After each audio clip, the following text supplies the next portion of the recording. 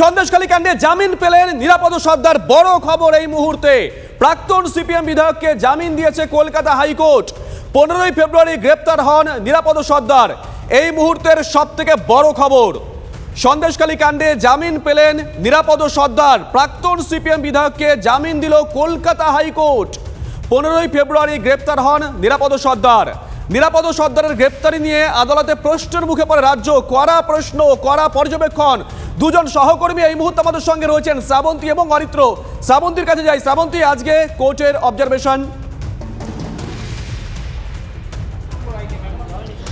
দেখো, যেভাবে গ্রেফতার করা হয়েছিল এই প্রাক্তন সিপিএম বিধায়ককে, তাতে রীতিমতো বিস্মিত কলকাতা হাইকোর্টের বিচারপতি দেবাংশু বসাক। 9 তারিখ এফআইআর, ঠিক তার একদিন পরে অভিযোগ। সাধারণভাবে দেখা যায় যে অভিযোগের ভিত্তিতে এফআইআর হয়, অথচ এফআইআরের পরের দিন অভিযোগ করা হচ্ছে। এই ধরনের কাজ কি করে হতে পারে? বিচারপতি দেবাংশু বসাক বলছেন, ভারতীয় নাগরিককে কি এইভাবে গ্রেফতার করা যায়? ঠিক কোন কারণের জন্য তাকে গ্রেফতার করা হয়েছে? এই ধরনের ব্যবহারের কারণ কি? তাহলে কি পুলিশকে এবার গ্রেফতার করতে হবে? এরকমই হুঁশিয়ারি বিচারপতি দেবাংশু বসাকের। একই সঙ্গে তিনি স্মরণ করিয়ে দিয়েছেন 17 দিন নিরাপদ সর্দার তিনি জেলে ছিলেন, এর যে ক্ষতিপূরণ সেটা কে দেবে? তার ফ্যামিলি মেম্বার্সরা আমাদের সঙ্গে রয়েছেন, তার স্ত্রী রয়েছেন। একটু জানতে চাইবো, এভাবে শুধু কি সিপিআইএম নেতা বলেই তাকে এই ধরনের যন্ত্রণার শিকার হতে হলো? একদম একদম, শুধু সরকারের বিরোধিতা করেই মানুষের হয়ে কথা বলেছিলেন। সন্দেশখালীর মানুষ যেভাবে নির্যাতন ভোগ করছিল এতদিন ধরে, মানুষের হয়ে কথা বলার কারণেই ওনাকে রাজনৈতিক প্রতিহিংসার শিকার হতে হয়েছে, যার জন্যই আজকের এই 17 দিন তাকে জেল হেফাজতে থাকতে হয়েছে। তারপরেও নিম্ন আদালত কিন্তু জামিন দেননি, কি বলবেন? আমাদের ভরসা ছিল আদালতের কাছে, সম্পূর্ণ আস্থা ভরসা রেখেই আমরা আদালতের দ্বারস্থ হয়েছিলাম, উচ্চ আদালতের দ্বারস্থ হয়েছি। এতে আমাদের সম্পূর্ণ সত্যের জয় হয়েছে, এটা আমরা খুব খুশি। একই সঙ্গে শুভজিৎ, আরও একটু বলতে চাইবো যে তিনি স্মরণ করিয়ে দিয়েছেন যেখানে নিরাপদবাবুর বাড়ি, সেখান থেকে সন্দেশখালীর দূরত্ব অনেকটা। এইভাবে তার বাড়ি থেকে তুলে নিয়ে এসে গ্রেফতার কতটা যুক্তিযুক্ত? সরাসরি জেলা পুলিশ সুপারের কাছেও রিপোর্ট তলব কলকাতা হাইকোর্টের। শ্রাবন্তী, একবার পরিবারের কাছে জিজ্ঞাসা করো না, এই যে পুলিশের বিরুদ্ধে এরকম একটা বড় একটা জিজ্ঞাসা চিহ্ন, পুলিশের ভূমিকা নিয়ে জিজ্ঞাসা চিহ্ন, পরিবার কিভাবে দেখছে?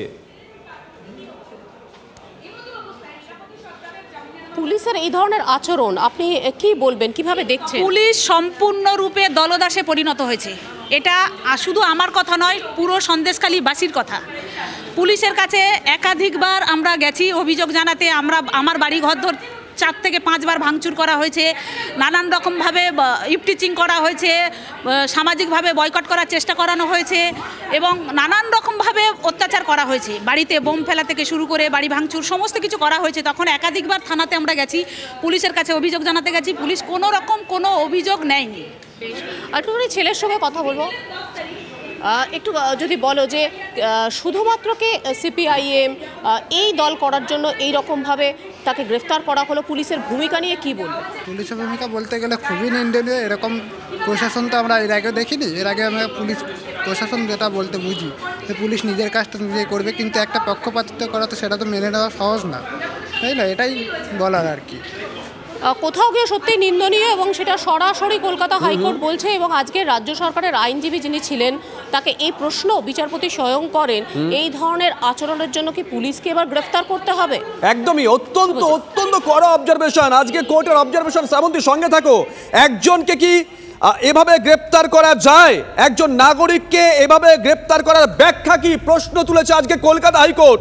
যারা এই গ্রেপ্তার করলেন তাদের বিরুদ্ধে কোনো ব্যবস্থা কেন নেওয়া হবে না, প্রশ্ন তুলেছে আজকে হাইকোর্ট।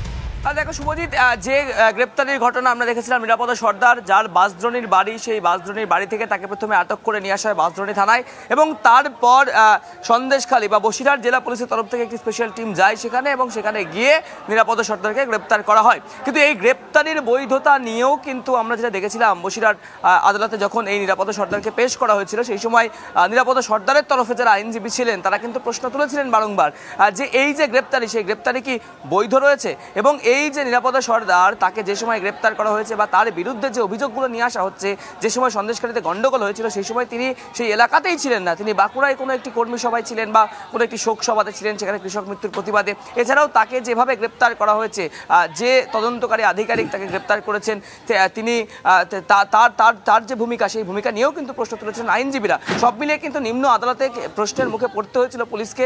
তারপরেও সব দিক বিচার করে সওয়াল জবাব পর্বে শেষে সেই সময় বিচারক কিন্তু পুলিশ হেফাজতের নির্দেশ দেওয়া হয়েছিল। কিন্তু সেদিনই নিরাপদা সর্দারের পরিবার এবং স্থানীয় যারা সিপিআইএম নেতৃত্ব ছিলেন, তাদের মুখ থেকে একটা কথাই শোনা গিয়েছিল যে এইভাবে নিরাপরাধ একজন মানুষকে গ্রেপ্তার করা হলো, যার কোনো ভূমিকাই নেই, এর বিরুদ্ধে তারা উচ্চ আদালতে যাবেন।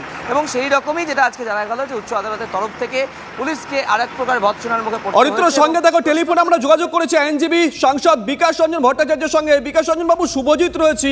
আজকে কোর্টের অবজারভেশন অত্যন্ত কড়া, আপনি তো ছিলেন, আপনি মানে ব্যাখ্যা করবেন কিভাবে এই রকম কড়া অবজারভেশন খুব কম সময় দেখা যায়? মানে যে আধিকারিক গ্রেপ্তার করেছেন তার ভূমিকা নিয়ে কোর্ট প্রশ্ন তুলে দিয়েছে।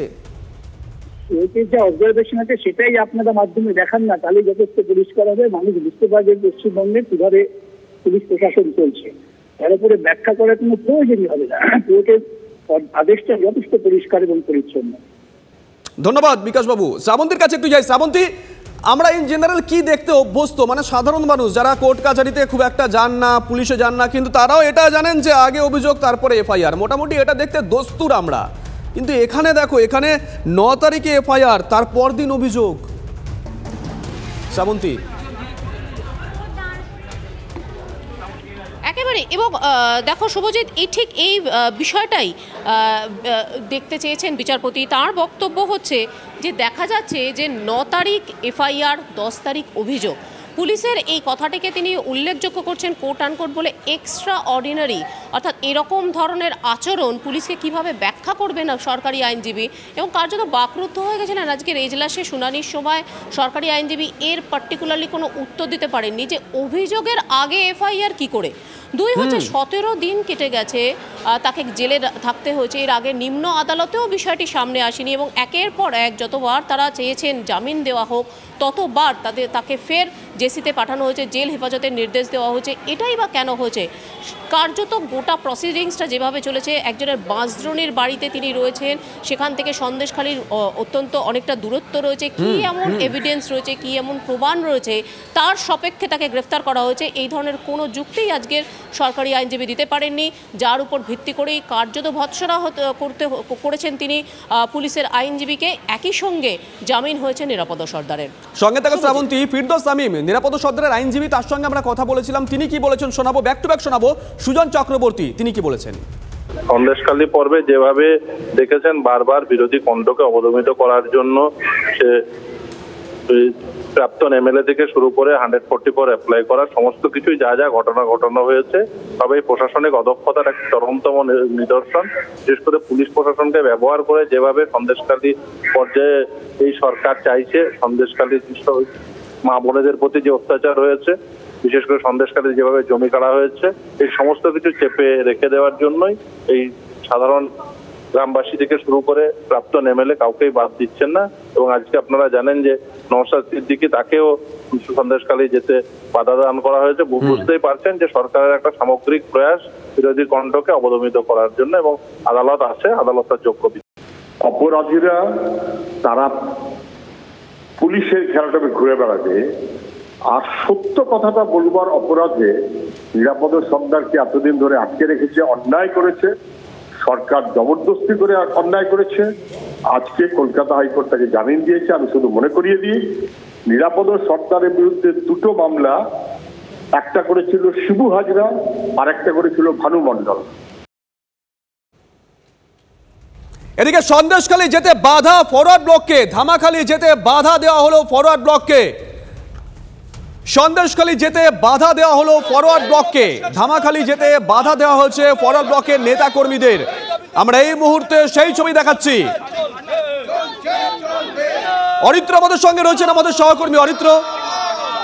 দেখো শুভজিৎ, ব্যাক টু ব্যাক আবারও সেই ছবিটা, ধামাখালি ঘাট, যেখানে কিন্তু বিরাট ব্যারিকেড করে দেওয়া হচ্ছে, বাঁশের ব্যারিকেড, এবং সেখানে কিন্তু আটকানো হয়েছে আজকে ফরওয়ার্ড ব্লকের প্রতিনিধি দলকে, যারা সন্দেশখালীর উদ্দেশ্যে রওনা দিয়েছিলেন। আমি একটু কল্যাণ, আমার চিত্র সাংবাদিক, তাকে ছবিটা দেখাতে বলবো।